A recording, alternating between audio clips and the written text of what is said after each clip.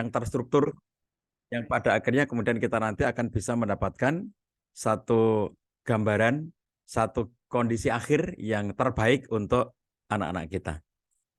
Nah, sahabat sekalian, bagaimanakah yang disebut dengan mendidik berkesadaran itu, mindful parenting itu? Nah, contoh yang sangat nyata kalau dalam agama Islam itu, alhamdulillah ya, kita itu komplit kalau dalam Islam itu. Mendapatkan paket komplit bukan hanya dari segi teori-teori, tetapi juga dari segi praktek yang langsung dicontohkan oleh Nabi Muhammad SAW. Saya sudah menyiapkan materi dalam bentuk PowerPoint pada kesempatan sore hari ini. Mudah-mudahan teman-teman host bisa membantu untuk menampilkan materi PowerPoint sore hari ini. Nah, sahabat sekalian, mendidik berkesadaran dalam bahasa lainnya kita sebut sebagai mindful parenting.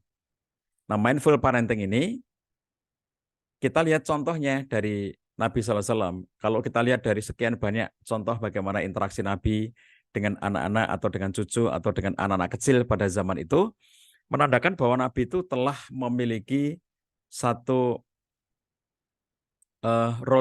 telah menjadi satu role model bagi kita semuanya, bagaimanakah kita harus mendidik anak-anak kita.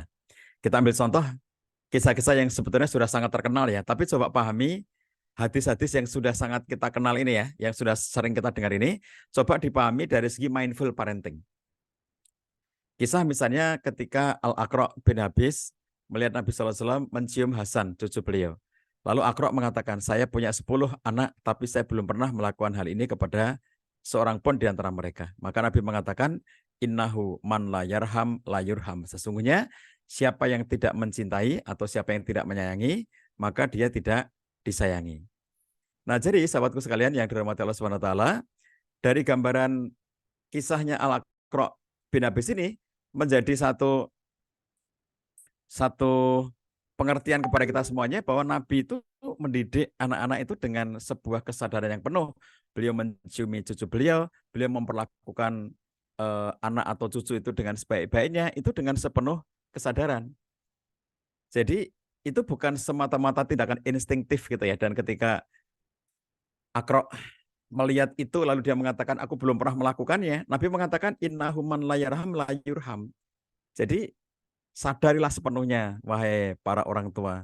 Kalau Anda tidak menyayangi Anda, maka Anda pun tidak akan disayangi. Betapa banyak orang-orang tua yang menderita di masa umur-umur tua mereka, karena dulu mentelantarkan anaknya, dulu melalaikan anaknya, dulu dia tidak mendidik dan menyayangi anaknya dengan sepenuh hati. Sehingga akhirnya anak-anaknya mentelantarkan dirinya.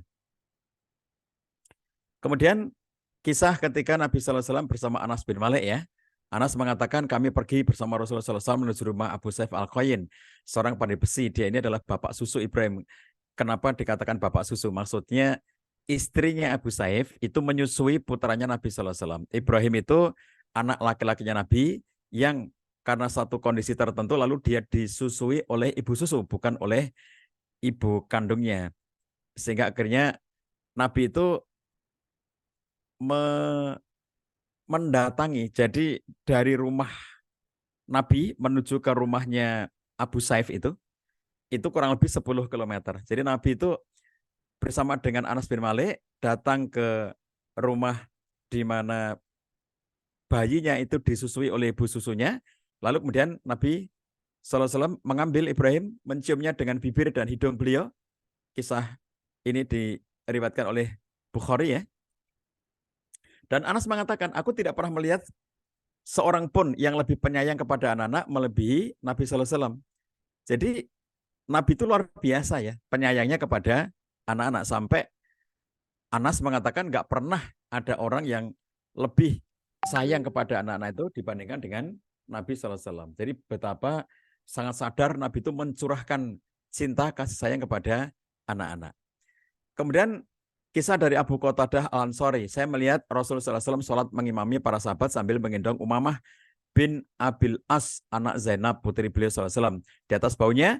Maka apabila rukuk, beliau meletakkannya, dan apabila selesai sujud, beliau menggendongnya kembali. Jadi kisah dari Abu Qatadah Al-Ansari ini ya, itu Nabi SAW menggendong, kalau dalam hal ini cucu ya, Jadi dalam konteks kita bisa kita terapkan itu pada anak kita. Ke masjid menggendong cucu itu untuk memberi contoh teladan kepada kita sejak awal ya. Sejak awal itu sudah membangun kedekatan. Sejak dia masih bayi itu sudah membangun kedekatan. Diajak ke masjid, padahal dia masih bayi kan, jadi belum bisa melakukan sholat sendiri, digendong oleh Nabi SAW.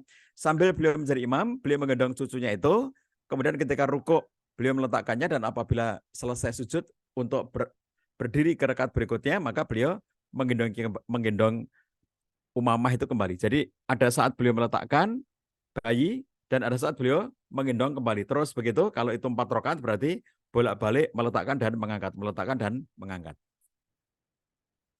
Dari Syaddan al-Aiz, ia berkata Rasulullah SAW keluar untuk sholat di siang hari. Dia lupa apakah waktu itu Duhur atau Asar, sambil menggendong salah satu cucunya. Dia juga lupa apakah Hasan atau Husain.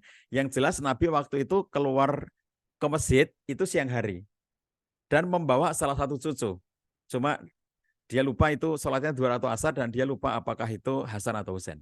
Nah, ketika Nabi itu sujud, beliau melakukannya lama sekali sujudnya itu. Sampai Syaddan al-Aiz yang meriwayatkan hadis ini, dia mengangkat kepalanya pada waktu sujud saking lamanya itu ya. Dia khawatir terjadi sesuatu pada Nabi, diangkat kepalanya. Apa yang dia lihat? Ternyata ada anak kecil, berarti cucunya tadi berada di atas punggung beliau. Maka aku kembali sujud, kata Syaddan. Ketika Rasulullah SAW telah selesai sholat, orang-orang, para sahabat bertanya, ya Rasulullah, Anda sujud lama sekali hingga kami mengira sesuatu terjadi pada Anda atau sedang turun wahyu. Nabi mengatakan semua itu tidak terjadi. Yang terjadi adalah anakku, beliau mengatakan anakku, tapi itu maksudnya adalah cucuku, menunggangi aku di punggung ini ketika sujud, dan aku tidak ingin dia itu terburu-buru, biar dia itu puas bermain. Masya Allah ya. Nabi itu sadar ya, bahwa yang beliau lakukan dengan dengan membiarkan si anak kecil itu berada di punggungnya itu adalah bagian dari membangun kedekatan. Jadi sadar sepenuhnya, beliau tidak marah, beliau tidak memaksa anak ini untuk turun gitu ya, tapi beliau memberikan kesempatan keleluasan kepada cucunya itu. Nah, kemudian kalau kita perhatikan Nabi SAW memberikan pengarahan dalam sejumlah hadis yang mengajarkan kita untuk menggunakan kelembutan saat berinteraksi dengan siapapun, termasuk apalagi dengan anak-anak. Misalnya, innallaha yuhibbur-rifqa fil amri kullih. Sesungguhnya Allah itu mencintai kelembutan dalam segala hal. Jadi Allah itu sangat mencintai kelembutan ya dalam segala sesuatu, termasuk dalam pendidikan anak. Mestinya orang tua itu interaksi dengan anak itu interaksi yang penuh dengan kelembutan. Kemudian Nabi juga menyatakan man yuhramir rifqa yuhramil khaira. Barang siapa yang terhalangi dari kelembutan, maka dia juga akan terhalangi dari kebaikan. Orang yang nggak punya kelembutan, itu juga akan sulit untuk memiliki kebaikan. Kemudian Nabi juga menyatakan, inna rifqa la yakunu fi syai'in ila zanah wa la yanza'u min syai'in ila sya'nah. Sesungguhnya kelembutan itu tidaklah menempel atau berada, melekat pada sesuatu, kecuali pasti akan menghiasi sesuatu itu. Misalnya, kalau ada ayah yang lembut, itu sifat-sifat keayahannya terhiasi. Kalau ada seorang ibu yang lembut, maka sifat-sifat keibuannya terhiasi. Kalau ada anak yang lembut, maka sifat keanakannya itu, sifatnya sebagai anak itu terhiasi. Wala yanzi'u, wala yunza'u min syai'in ila sya'nah. Dan tidaklah kelembutan itu hilang dari sesuatu kecuali pasti merusak sesuatu itu. Seorang ayah yang tidak punya kelembutan, rusak sifat-sifat keayahannya.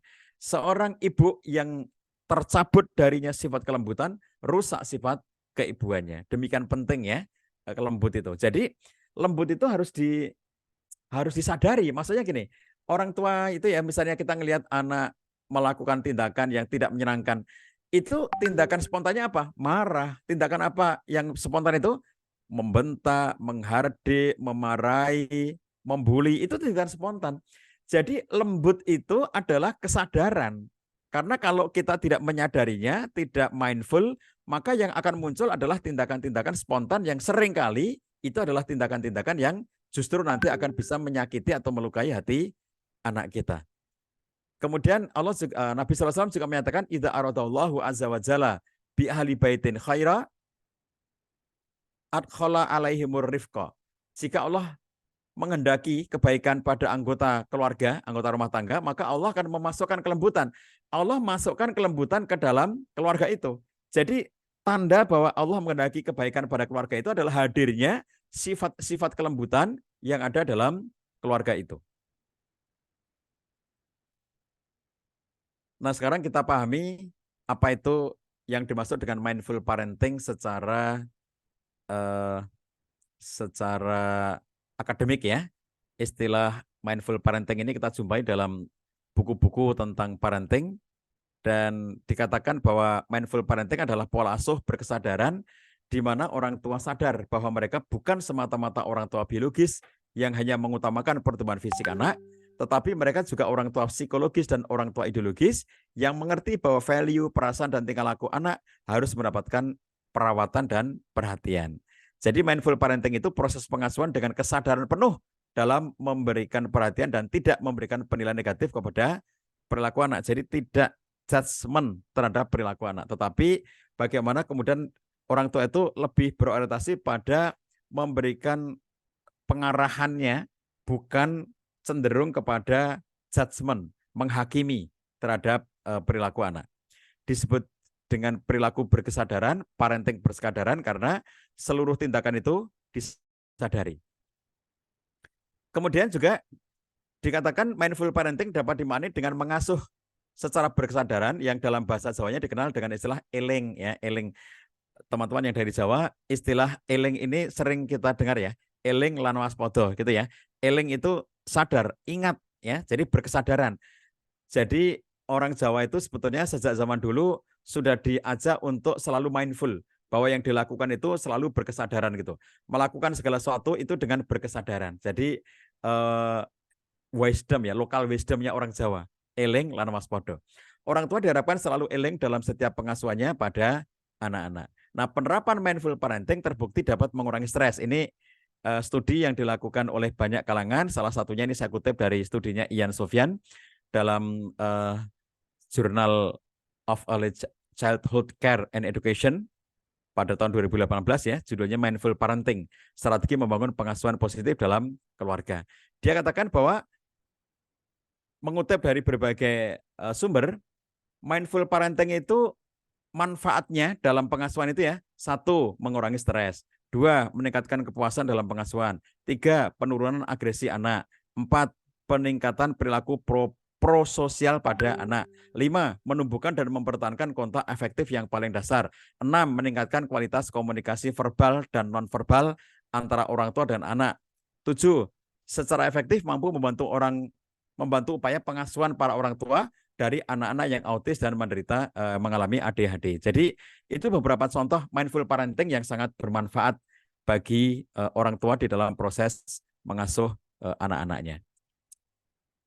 Kemudian menurut Gottman, mengelola emosi dan perilaku orang tua adalah kunci untuk mengajari anak-anak cara mengelola emosi dan perilaku mereka. Jadi gini, kalau orang tua itu mampu untuk mengelola emosi, kemudian orang tua mampu menunjukkan perilaku yang baik, maka di sini akan sekaligus menjadi pengajaran bagi anak-anak bagaimanakah anak-anak mengelola emosi dan perilaku mereka. Oleh karena itu, sebelum menerapkan mindful parenting pada anak, kata Gottman, orang tua harus memiliki kontrol diri terlebih dahulu sehingga mampu menjadi contoh bagi anak. Mengasuh anak secara sadar berarti Anda membawa perhatian secara penuh ketika sedang bersama anak tanpa gangguan yang bisa menghalangi kenyamanan dalam berinteraksi dengan anak. Artinya apa? Kalau memang kita sedang mendidik anak kita ya, ada masa-masa, ada waktu-waktu di mana kita benar-benar dengan anak itu full. Jadi gangguan kita sekarang itu apa? Distraksinya untuk mindful itu apa? Yang paling besar adalah gadget. Jadi orang tua asik dengan gadget, entah alasannya bekerja, alasannya komunikasi, atau alasannya apapun, tapi orang tua asik dengan gadget, akhirnya kemudian anaknya kurang mendapatkan proporsi perhatian. Menjadi orang tua yang penuh perhatian berarti memperlihatkan apa yang Anda rasakan, bukan marah-marah ketika anak melakukan kesalahan, bukan pula diam pasif ketika anak melakukan kesalahan. Jadi memperlihatkan ya. Misalnya gini, anak melakukan kesalahan, itu kalau yang tidak mindful itu gini, langsung dimarah-marahi tadi ya, respon spontannya tuh marah, ngamuk gitu ya.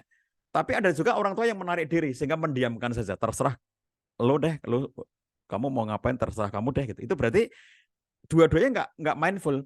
Kalau mindful itu dia tunjukkan kepada anak bahwa misalnya ya dia katakan, ayah sedih ngelihat kamu melakukan tindakan ini. Ibu sangat tidak nyaman ketika ibu ngelihat bahwa kamu melakukan tindakan seperti ini. Itu dinyatakan, diperlihatkan. Kalau responnya itu emosional, langsung memarahi anak, ini nggak mindful. Sebagaimana ketika mendiamkan saja, itu juga tidak mindful. Jadi ini yang disebut dengan mindful parenting itu kayak begitu. Lalu apa penghalang kesadaran pada orang tua itu? Ini studi yang dilakukan oleh Dr. Utasa Yuri. Dia menemukan dalam studinya 95% orang apabila ditanya apakah mengenal diri sendiri, apakah mereka punya kesadaran diri, maka 95% orang itu merasa mereka memiliki self awareness, mereka memiliki pengenalan diri terhadap diri sendiri. Tetapi realitasnya ketika dilakukan studi lebih dalam kepada mereka, ternyata setelah diperlakukan dengan misalnya coba diberikan pertanyaan-pertanyaan yang mendetail tentang diri sendiri, ternyata hanya 15% dari mereka yang benar-benar sadar diri. Jadi kalau ditanya apakah kamu mengetahui diri kamu, apakah kamu menyadari kondisi-kondisi kamu, apakah kamu memahami sepenuhnya kondisi diri kamu, 95% orang mengatakan iya.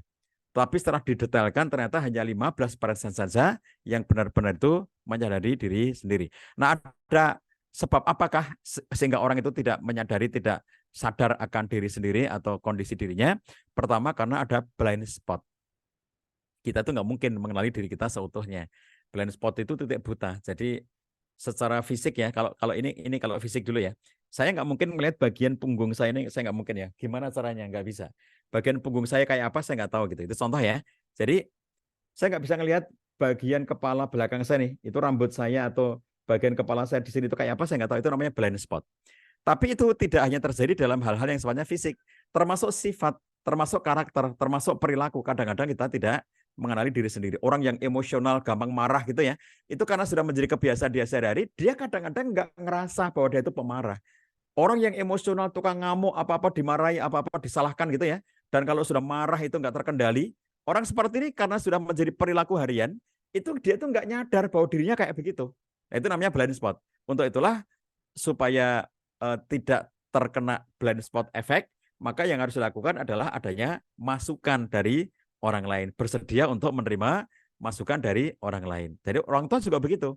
Orang tua itu punya blind spot. Oleh karena itu, dia juga harus terbuka bahwa ada hal-hal yang dia tuh nggak tidak sepenuhnya benar, nggak sepenuhnya tepat dalam mendidik anak. Terbuka untuk mendapatkan masukan, bahkan masukan dari anaknya sendiri.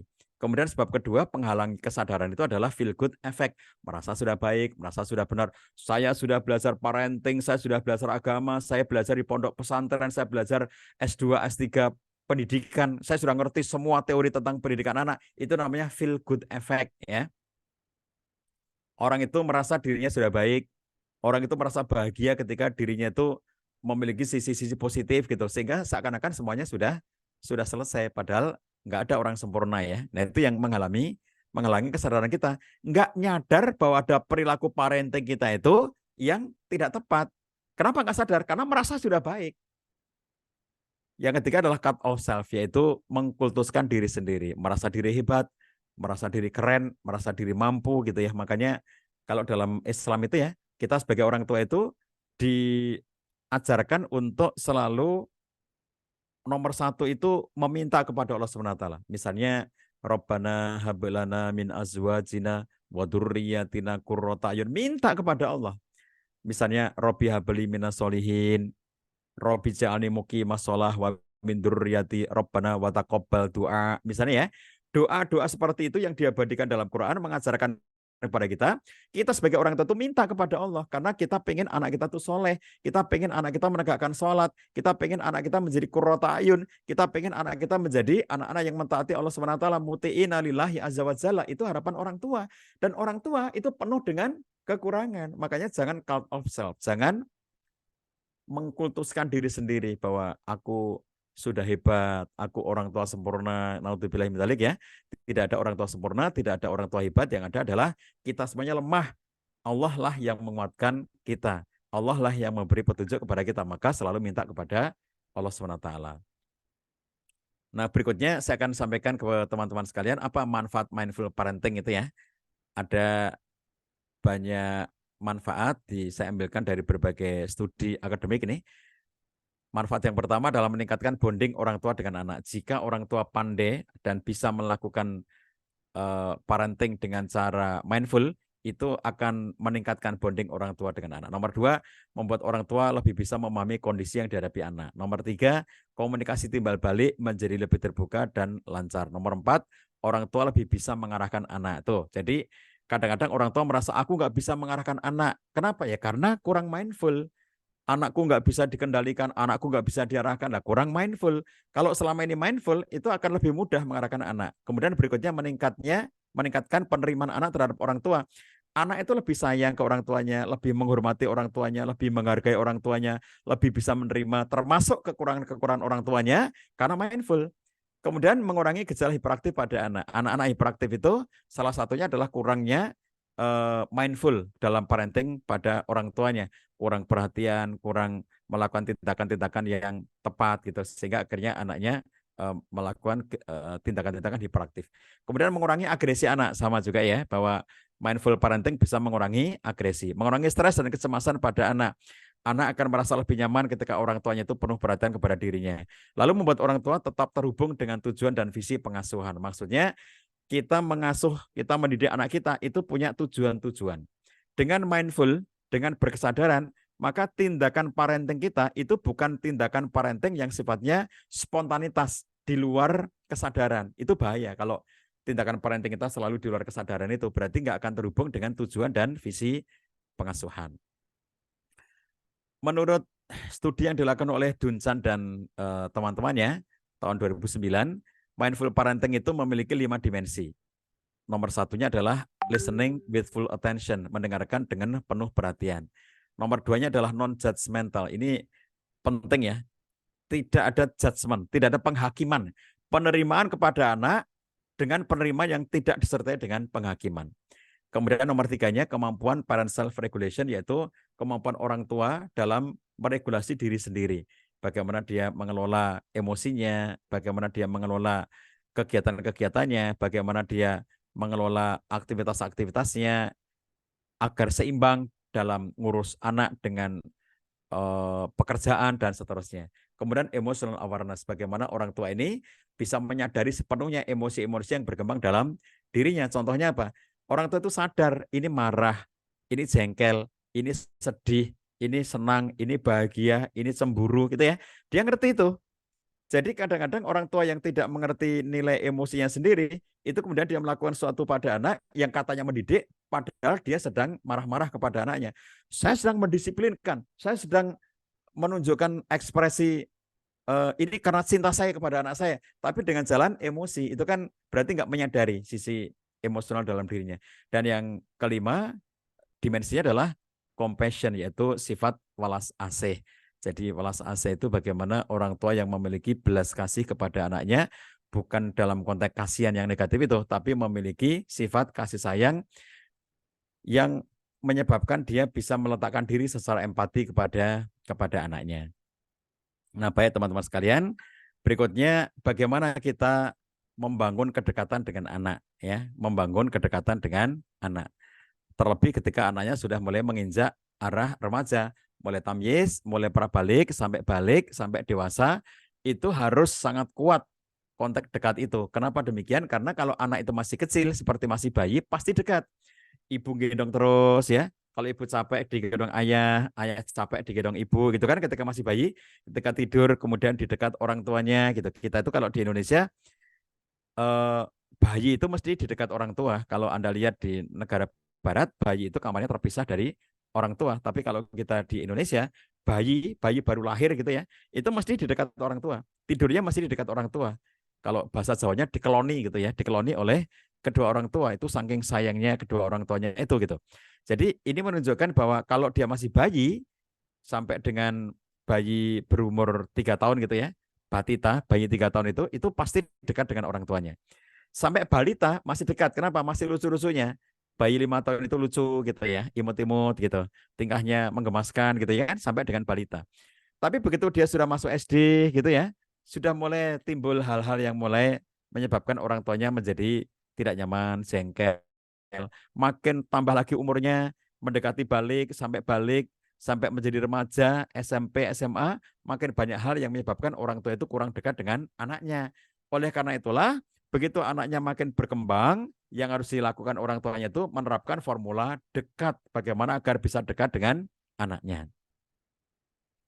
Nah, ketika berinteraksi dengan anak yang sudah mulai menginjak dewasa, sudah mulai balik, ya mulai prabalik sampai dengan dia itu usia dewasa. Jadi kalau saya katakan balik, prabalik dan balik itu kira-kira kan kalau bahasa umumnya itu remaja gitu ya. Mereka itu kalau sekarang anak-anak yang disebut balik itu memang sudah semakin dini ya. Sekarang kelas 4 SD sudah perempuan sudah pada haid, bahkan satu dua orang anak kelas 3 SD itu sudah haid gitu ya.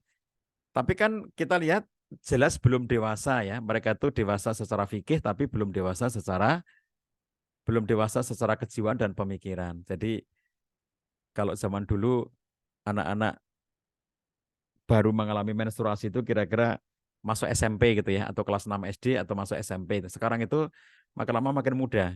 Kelas 5, kelas 4, kelas 3 gitu ya, itu sudah mulai menstruasi. Jadi ketika mereka itu sudah mulai memasuki masa-masa balik, kemudian mereka sudah berada pada umur-umur yang sering disebut sebagai remaja, SMP, SMA itu remaja, lalu kemudian di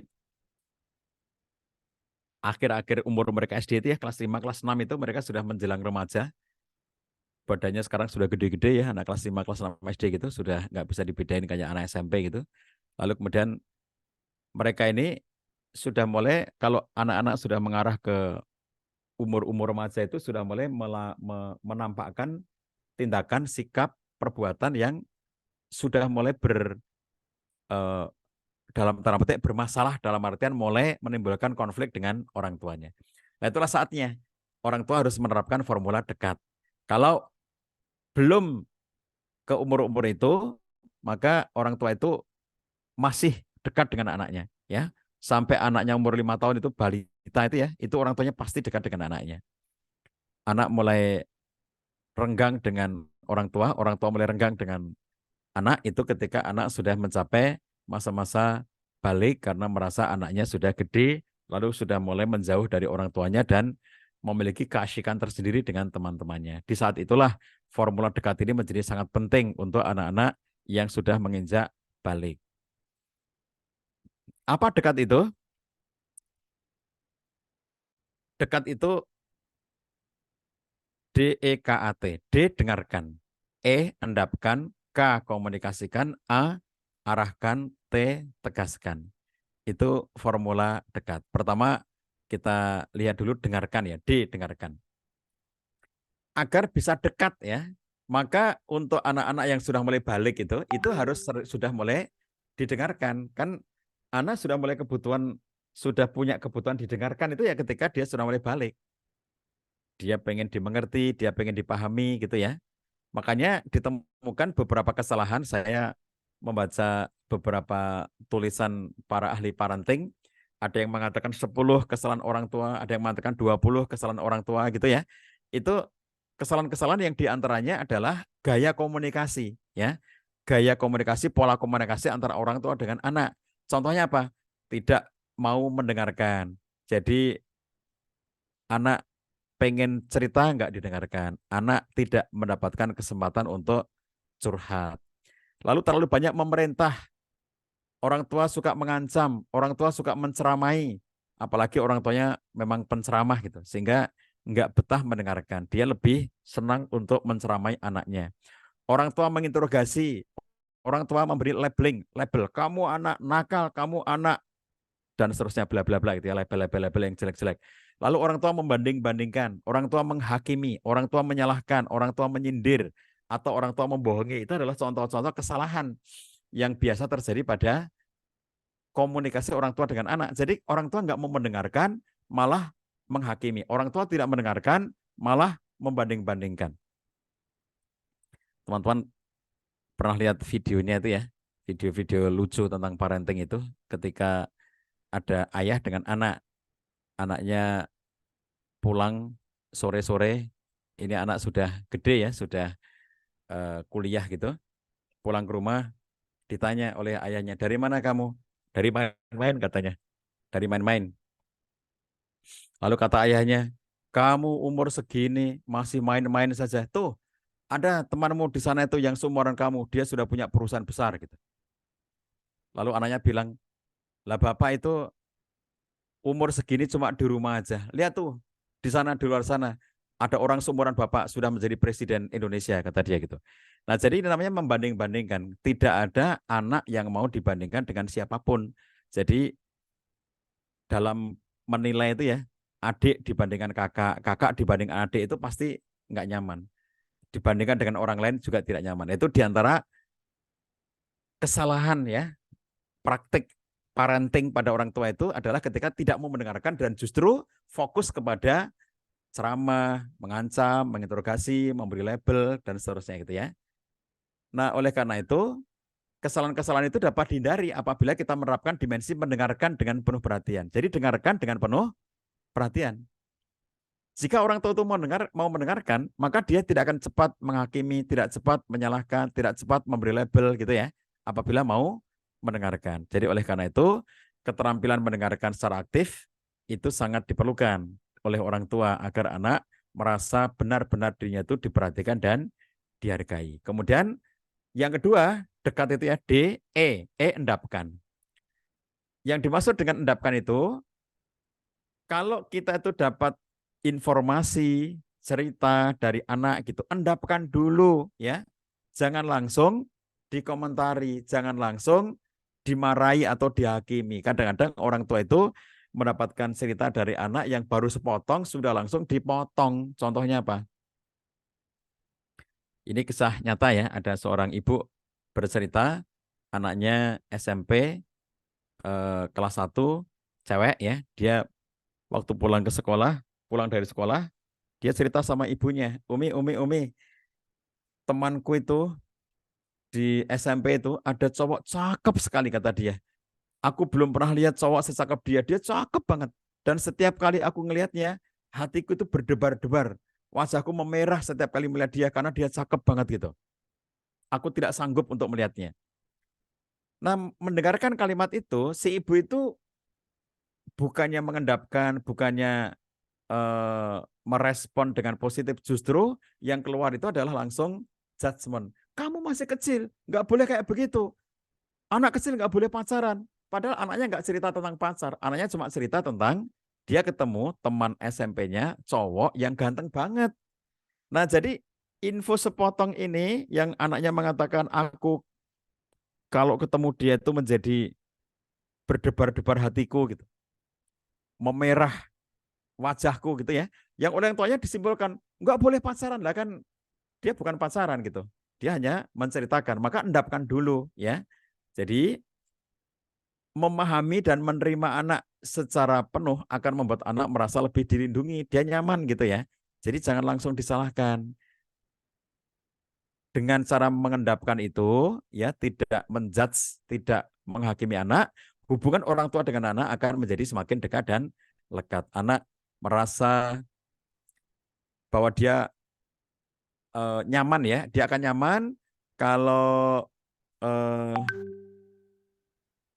kalau orang tuanya itu bisa menerima dengan bijak. Jadi tidak langsung mengomentari, tidak langsung mengkritik, tidak langsung memarahi gitu ya, tapi mengendapkan terlebih dahulu. Jadi tidak menghakimi ya, jangan menghakimi dan bisa lebih menerima kondisi anak itu. Itu yang kedua, endapkan. Yang ketiga, komunikasikan. Jadi unsur ketiga dari dekat itu adalah kemampuan orang tua untuk mengkomunikasikan keinginannya kepada anak-anaknya. Jadi orang tua itu nggak cukup ya hanya dengan instruksi kepada anaknya, memerintah, kamu harus begini, nggak boleh begini, harus begini, nggak boleh begini gitu. Tapi harus mampu mengkomunikasikan keinginan dan harapannya kepada anak dengan baik. Jadi dia sampaikan keinginannya dengan cara bijak, tidak mendoktrin, tidak memaksa, tapi melakukan dialog. Belajar misalnya dari kisah Nabi Ibrahim alaihissalam ya ketika kisahnya tentang kurban itu. Jadi Nabi Ibrahim mengatakan apa? Ini ara fil manam anni atbahuka fandur madza taro. Jadi Nabi Ibrahim itu yakin bahwa dirinya itu diperintah oleh Allah untuk menyembelih anaknya. Tapi cara dia menyampaikan itu bukan kalimat instruksi. Ini aku diperintah Allah menyembelih kamu, sekarang bersiaplah untuk aku sembelih, tidak begitu. Tapi dikomunikasikan. Inilah hebatnya ya Nabi Ibrahim alaihissalam, itu luar biasa. Sebagai Nabi dia yakin ini perintah Allah gitu. Tapi cara menyampaikannya itu dengan gaya komunikatif. Aku melihat dalam mimpiku bahwa aku menyembelih kamu. Fandur madza taro. Maka seperti apa pendapatmu? Fandur madza taro. Seperti apa pendapatmu? Dia tanya gitu. Lalu dijawab oleh Ismail, ya abati if'al ma tu'mar satajiduni insyaallahu minas sabirin. Wahai ayahku, kerjakanlah apa yang diperintahkan Allah kepadamu. Insya Allah aku akan termasuk orang-orang yang sabar. Nah, jadi kita perhatikan di sini polanya adalah pola komunikasi. Maka ini unsur yang ketiga ya, K, komunikasikan. Nomor 1 tadi, D, dengarkan dulu. Setelah didengarkan, E, endapkan. Setelah diendapkan, K, komunikasikan. Jadi contohnya tadi, misalnya anak cewek pulang sekolah SMP yang mengatakan, Umi, aku di sekolah tadi ketemu dengan cowok yang ganteng banget dan aku berdebar-debar hatiku gitu. Itu endapkan dulu, jangan langsung dipotong, jangan langsung dimarahi. Kamu nggak boleh pacaran, bukan begitu. Endapkan dulu, lalu komunikasikan. Nah, itu gantengnya kayak apa sih? Emang dia dari mana? Dia kelas berapa? Jadi kalau kamu ketemu biasanya di mana? Itu dikomunikasikan gitu ya. Tidak dengan judgement. Itu mindful parenting itu enggak judgement. Kamu enggak boleh ini, enggak boleh itu. Padahal belum ngerti konteksnya. Jadi nanti bilang enggak boleh itu kan ketika sudah ngerti konteksnya. Apakah orang tua enggak boleh mengatakan kamu tidak boleh ini? Apakah orang tua tidak boleh melarang? Ya tentu boleh. Bahkan dalam konteks tertentu harus gitu. Jika memang itu harus dilarang. Tapi bukan tanpa, jadi bukan melarang tanpa data. Bukan melarang tanpa informasi. Kita itu melarang karena ada data, ada fakta yang meyakinkan bahwa itu memang harus dilarang. Yang menjadi masalah judgement itu adalah karena menerima info sepotong, ya belum lengkap dan langsung melakukan judgement kepada anak itu. Lalu yang keempat, unsurnya adalah A, arahkan. Yang dimaksud adalah orang tua harus mampu mengarahkan anaknya, bimbing anak menuju kedewasaan, bimbing anak menuju nilai-nilai kebaikan, arahkan anak bila ia melakukan tindakan yang menyimpang. Ini misalnya Nabi SAW pada saat Hasan bin Ali mengambil sebiji kurma dari harta zakat, lalu Hasan ini masukkan kurma itu ke dalam mulutnya, Nabi melihat itu, lalu Nabi mengatakan, isyarat untuk mengeluarkan dan membuang kurma yang hampir ditelan itu.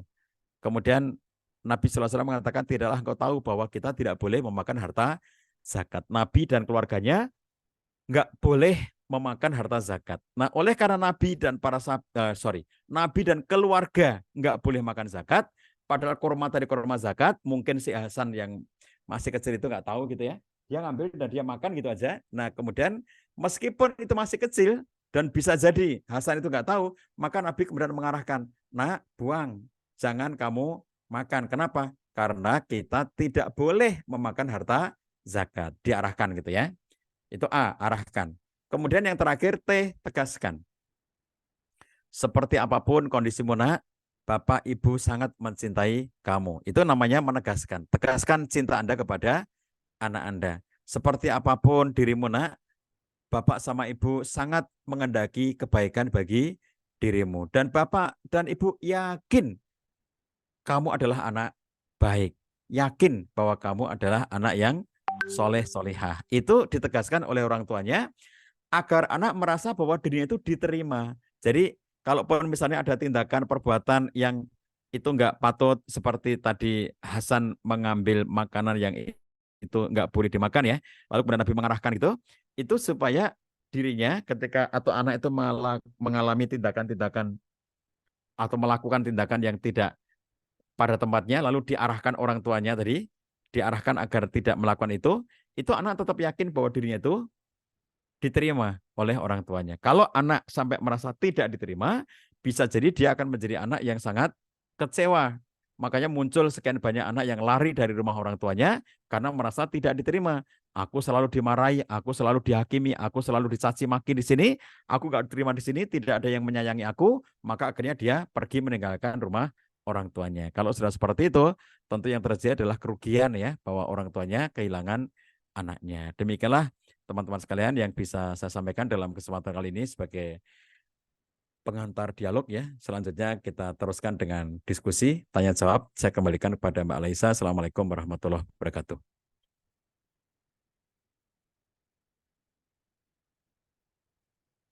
Ini belum di. Baik. Baik, bagi sahabat Lazisku yang ingin memperoleh informasi dan jadwal kajian dengan Pak Cah, bisa bergabung di grup WA yang ada di kolom chat. Lalu, bagi yang ingin berdonasi untuk program kemanusiaan Palestina, bisa transfer ke rekening Lazisku yang ada di kolom chat juga. Selanjutnya, apakah ada pertanyaan? Mungkin ada satu orang yang bisa raise hand.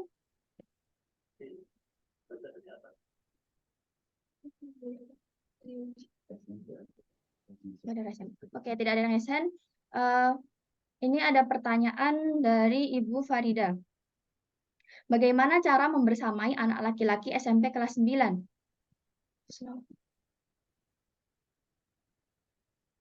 Oke. Bagaimana cara membersamai anak laki-laki SMP kelas 9? Begitu, Pak Cah.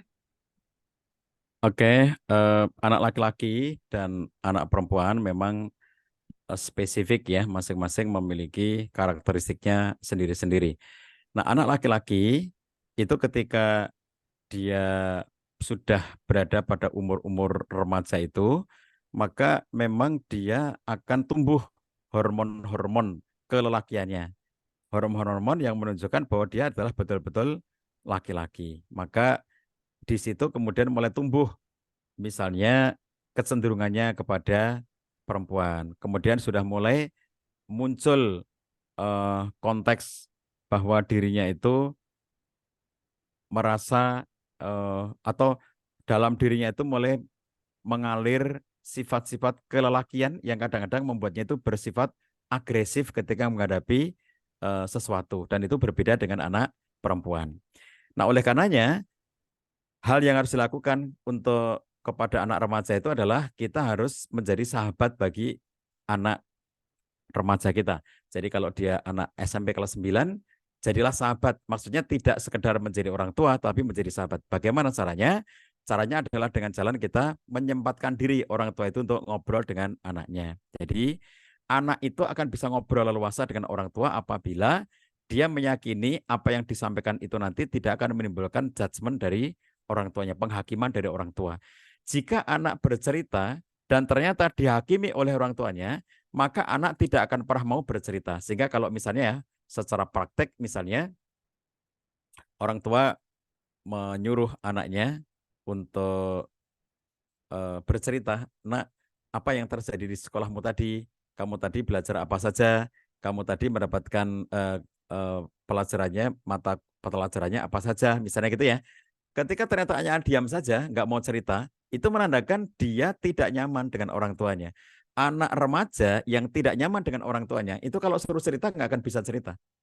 Paling-paling menjawabnya pendek-pendek itu. Anak laki-laki itu jawabnya pendek-pendek. Ah, nggak ada apa-apa gitu. Nah, tadi di sekolah ada apa-apa? Nggak ada apa-apa. Masa nggak ada apa-apa? Kan ada pelajarannya. Iya, tapi kan biasa aja.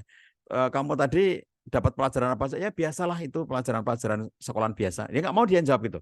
Jadi anak yang dia terbiasa, yang bisa bercerita dengan leluasa adalah mereka yang meyakini bahwa apapun yang diceritakan itu nanti tidak akan menimbulkan penghakiman dari orang tuanya. Makanya dia merasa nyaman dan bercerita panjang lebar karena yakin tidak akan dihakimi oleh kedua orang tuanya. Nah, jadi oleh karenanya anak laki-laki itu dilatih, ini sekaligus melatih ya untuk cerita. Kenapa? Karena umumnya laki-laki itu memang sedikit kosa kata, beda dengan perempuan yang lebih banyak kosa kata.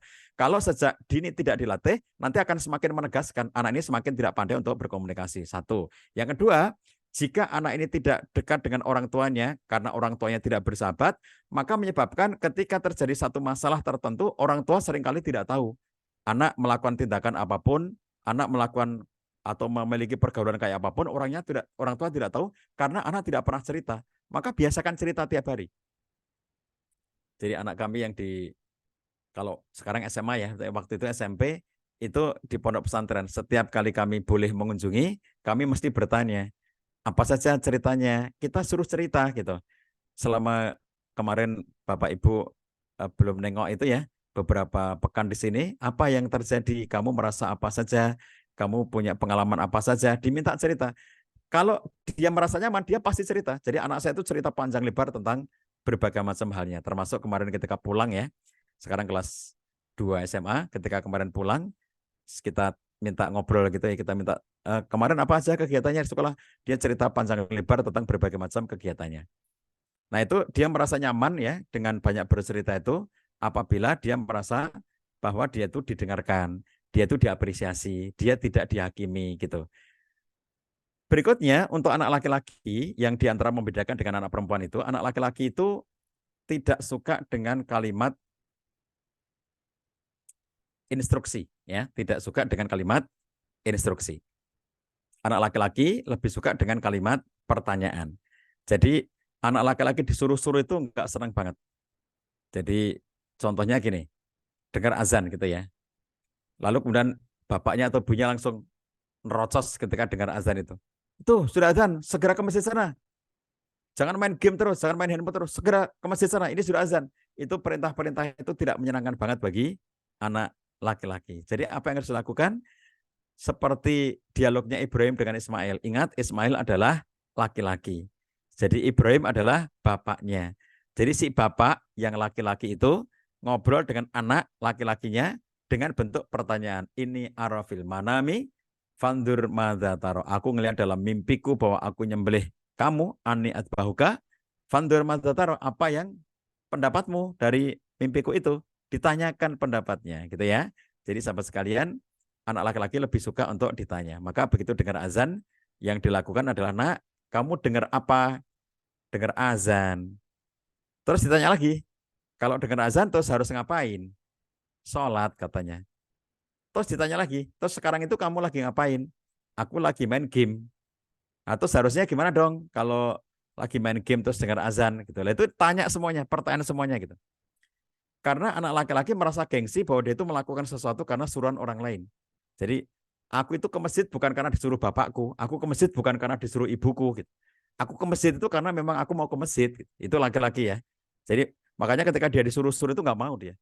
Nanti dia ngerasa kok seakan-akan aku ke masjid itu karena kamu gitu. Padahal aku kan memang sudah pengen ke masjid. Nah itu laki-laki. Ya makanya pertanyaan itu seni mendidik anak laki-laki. Demikian, maka kalau ada yang lainnya.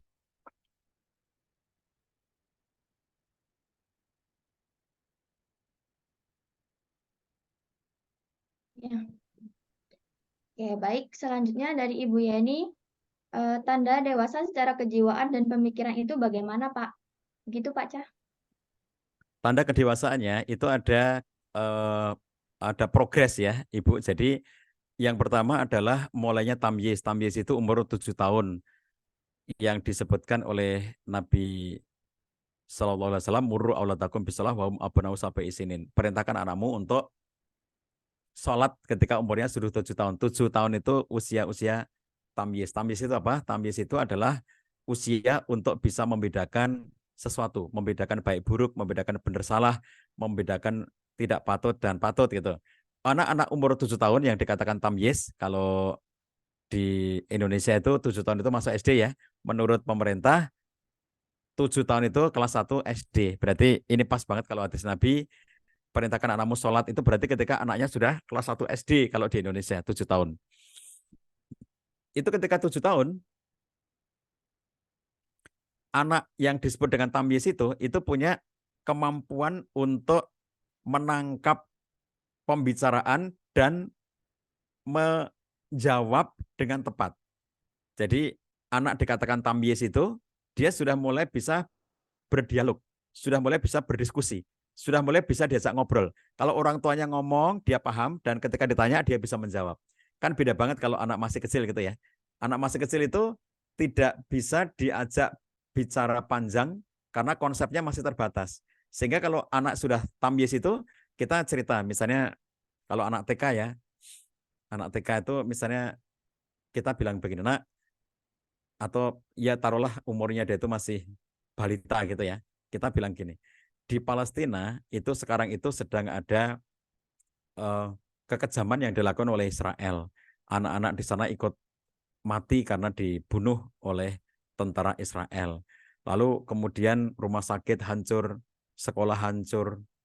Itu kondisinya sangat mengerikan dan sangat kita kasihan dengan mereka karena rumahnya pada hancur, nggak punya sekolahan, nggak punya rumah sakit, dan pada akhirnya mereka terpaksa tinggal di tempat-tempat yang seadanya. Kita cerita kayak begitu tuh. Kalau anak TK itu belum bisa menalar secara keseluruhan dari cerita yang kita sampaikan tadi. Kalau anak dikatakan tamyiz itu, dia sudah bisa menalar, sudah bisa menerima semua informasi tadi itu. Lalu kemudian ketika ditanyakan, menurut kamu apa yang harus kita lakukan? Itu kalau anak itu 7 tahun tamyiz itu, dia sudah mulai bisa mikir, kalau situasi kayak gitu apa ya yang harus dilakukan gitu. Kalau anak TK mungkin dia belum sampai nalar seperti itu, belum tamyiz ya. Sehingga mungkin dia akan mengatakan kasihan misalnya gitu ya.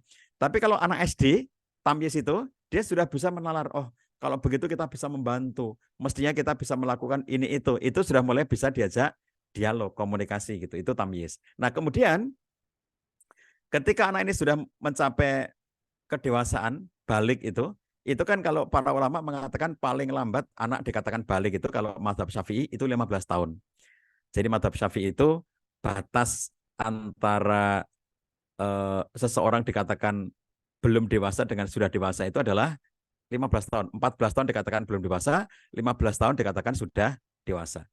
Karena hadisnya di zaman Nabi SAW, ada seorang sahabat, umurnya 14 tahun, ikut mau berperang. Dia daftar kepada Nabi, ya Rasulullah aku mau ikut berperang. Ditanya oleh Nabi, berapa umurmu? 14 tahun. Kata Nabi, pulanglah kamu, belum boleh ikut perang anak umur 14 tahun itu.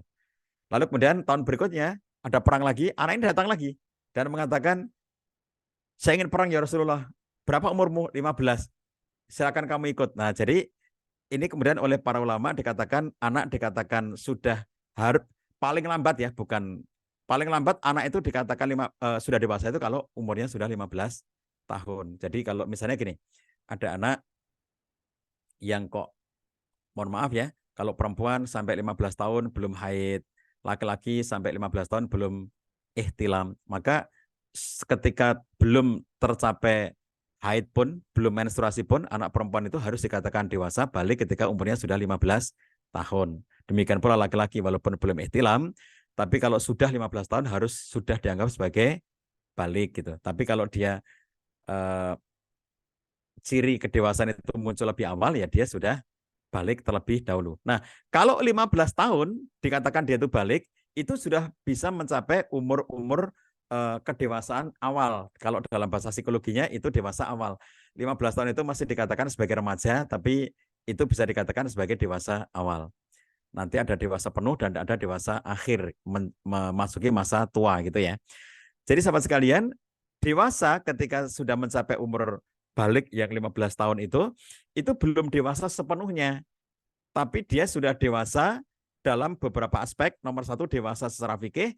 Nomor dua, dia sudah memiliki kedewasaan dalam beberapa sikap-sikap tertentu. Contohnya, dia sudah mulai berpendapat, dia sudah mulai bisa bersikap, dia sudah bisa mengambil keputusan, dia sudah bisa mulai untuk melakukan kegiatan-kegiatan yang menandakan kemandirian dalam kehidupan tanpa bantuan dari orang tuanya. Sudah sangat banyak yang bisa dilakukan, kecuali mungkin finansial karena masih sekolah. Seandainya dia tidak sekolah, seandainya dia bekerja, maka umur 15 tahun itu sudah memiliki kemampuan-kemampuan untuk melakukan berbagai macam jenis pekerjaan. Nah, di sini letak kedewasaan itu satu rentang gitu ya. Sejak dari awalnya itu adalah masa tamyiz itu sampai terus berkembang sampai kemudian masa-masa yang harus dikatakan dewasa pada umur 15 tahun. Ada anak yang kurang dari 15 tahun sudah dewasa dan dewasa secara fikih, dan ada yang belum sehingga 15 tahun harus dinyatakan sebagai dewasa secara fikih.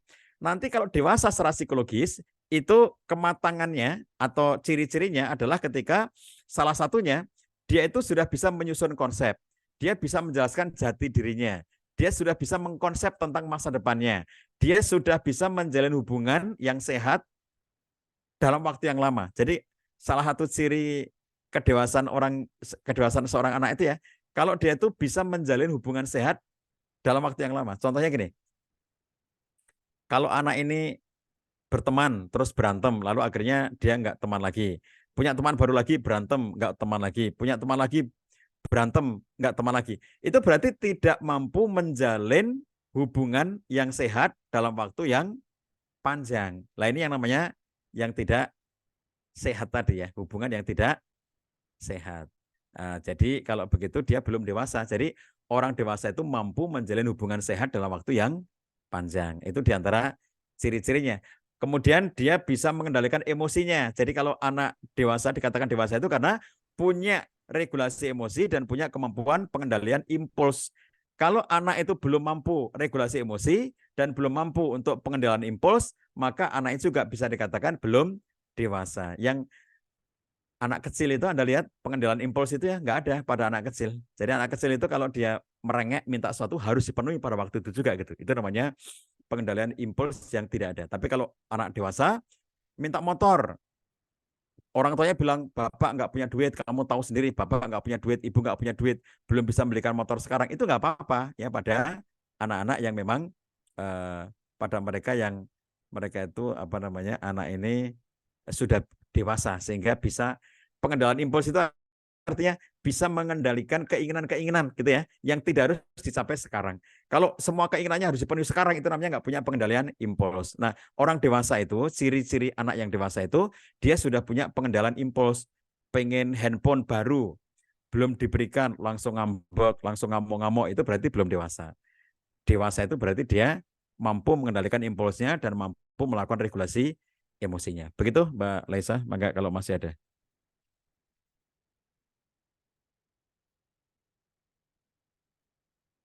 Ya.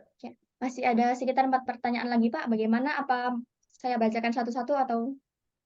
Dipilih satu aja Mbak ya. Oke. Dari Ibu Norma Hayati Hasibuan. Assalamualaikum Ustadz, bagaimana cara membimbing dan mengarahkan anak yang kecenderungannya sangat jauh dari agama dan juga cita-cita menjadi orang tua, sehingga untuk bisa mengikuti agama harus ada tawar-menawar dengan apa yang dimaunya. Misal, hobi bermain game karena ngeliat kawan di sekolah. Jadi ortu ngizinin main jika udah mengulang hafalannya 1 juz, karena jika tidak seperti itu akan sama sekali tidak mau. Mohon masukannya Ustadz. Gitu. Iya. Jika ternyata itu bisa efektif, maka tidak jadi masalah tindakan seperti itu dilakukan. Jika ternyata anak ini akan bisa nambah hafalan, akan bisa melakukan kebaikan, meskipun harus dengan kompensasi-kompensasi kayak boleh main game tadi itu ya, itu tidak jadi persoalan dibandingkan dengan apabila orang tuanya kemudian melarang sama sekali yang dampaknya anak juga tidak mau menambah hafalan sama sekali atau nggak mau melakukan ibadah-ibadah yang harusnya dilakukan. Nah, tetapi itu nanti akan seiring dengan perjalanan waktu. Maksudnya gini, kalau yang ditanyakan ini adalah anak SD atau anak SMP gitu ya, maka saya masih bisa mengatakan itu wajar. Karena anak SD, anak SMP itu masa-masa di mana dia bergerak perubahan dari anak menuju remaja. Dia bukan anak lagi, tapi juga belum dewasa. Maka dikatakan remaja karena meninggalkan dunia anak-anak dan menuju kepada dunia dewasa yang belum sampai, gitu. Belum sampai dewasanya itu. Nah, di masa-masa itu terjadi sikap-sikap atau kondisi-kondisi yang kalau oleh bahasa psikologinya sering dikatakan sebagai storm, badai itu ya, badainya anak-anak remaja itu. Sehingga muncul berbagai macam pergolakan dalam dirinya. Kadang-kadang harus ada tawar-menawar seperti itu. Tetapi yang harus diperhatikan, seiring dengan pertambahan usianya sampai nanti semakin dewasa, maka sikap tawar-menawar seperti itu sudah harus tidak ada. Jadi saya juga pernah punya pengalaman bahwa di antara anak-anak saya itu ada yang kita harus memberikan kompensasi seperti misalnya boleh main game 1 jam apabila dia melakukan perbuatan lain juga 1 jam. Nah, kalau dia melakukan perbuatan lain itu 2 jam, dia juga boleh main gamenya 2 jam. Nah, itu contoh ada masa seperti itu, tapi itu hanya terjadi ketika di SMP. Ketika sudah SMA, dia sudah mulai dewasa, lebih dewasa, dan sudah tidak lagi memiliki kompensasi-kompensasi seperti itu. Apalagi ketika kuliah. Ketika sudah kuliah, itu kecenderungan main game itu sudah hilang sama sekali. Jadi di antara anak saya dulu pernah hampir kecanduan game gitu ya, dan kemudian setelah kuliah itu ternyata dia sembuh dari kecanduannya itu, nggak lagi kecanduan game, maka justru kemudian saya jadikan sebagai narasumber di kelas-kelas bagaimana mengatasi kecanduan game. Jadi oleh anak yang pernah hampir saja menjadi kecanduan game gitu ya. Dia sudah sampai level kecanduan tapi belum parah sehingga dia masih teralihkan. Ketika dia kuliah, sibuk kuliah udah lupa semuanya gitu. Jadi kecanduannya belum sampai level kecanduan yang tingkat berat gitu. Nah, justru dia akhirnya menjadi narasumber. Saya buat webinar, saya buat edukasi-edukasi bagaimanakah orang itu bisa keluar dari kecanduan game dari pelakunya sendiri.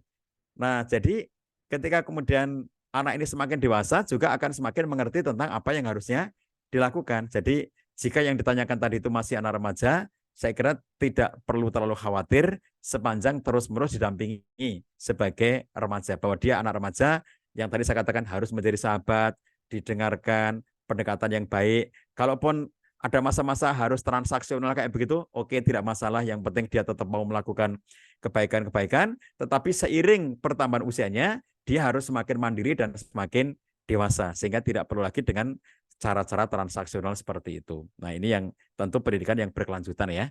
Demikian teman-teman sekalian yang saya sampaikan pada kesempatan sore hari ini. Mudah-mudahan Allah berikan kebaikan kepada kita semuanya, menjadi keluarga yang sakinah, mawaddah, warahmah, dan terutama bagi orang tua mampu mendidik anaknya menuju kepada kondisi yang terbaik untuk anak-anaknya. Billahi taufiq wal hidayah. Wassalamualaikum warahmatullahi wabarakatuh. Waalaikumsalam. Pak Cah, ini sekiranya Pak Cah bisa menyampaikan closing statement. Oke. Baik Bapak Ibu sekalian, dalam kehidupan keseharian kita menjadi orang tua itu tidaklah mudah. Tetapi menjadi orang tua itu harus terus-menerus belajar. Sebagaimana anak terus belajar, anak terus bertumbuh, orang tua pun harus terus-menerus belajar. Maka ngopi bersama Pak Cah, ngobrol parenting Islami antara kerjasama Lazisku ya dengan beberapa lembaga-lembaga lainnya, termasuk dalam kesempatan kali ini kerjasamanya dengan Balkum, Balai Quran Mertosanan, yang sedang membangun rumah tahfidz, rumah pesantren untuk Quran. Balkum itu adalah Balai Quran Mertosanan yang sedang membangun satu rumah Quran dan mengajak Bapak Ibu sekalian, teman-teman sekalian untuk berdonasi mewujudkan rumah Quran atau Balai Quran di Mertosanan, tempatnya di belakang rumah saya yang sekarang sudah dibebaskan dan sudah siap untuk dibangun. Sekarang kita menghimpun dana untuk bisa membangun Balkum tersebut. Mudah-mudahan bisa sekaligus menjadi sarana untuk perbaikan diri dan keluarga kita melalui donasi kepada rumah Quran. Demikian Mbak Laisa.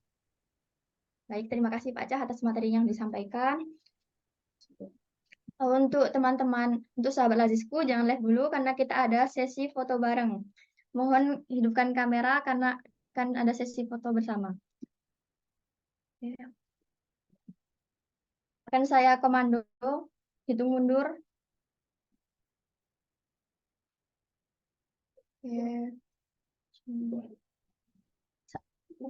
Oke, baik. 1, 2, 3. Oke. Selanjutnya.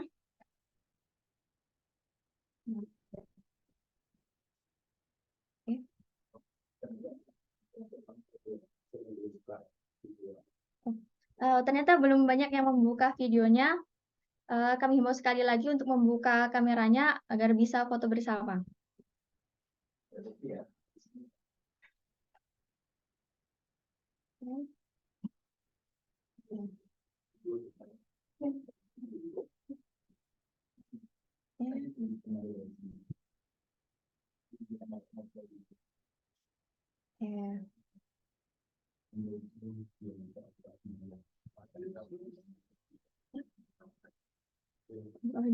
Oke.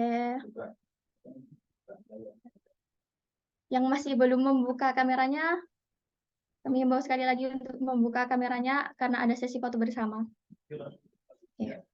Oke. Yang pertama, slide pertama, 1, 2, 3. Oke. Lagi. Selanjutnya 1, 2, 3.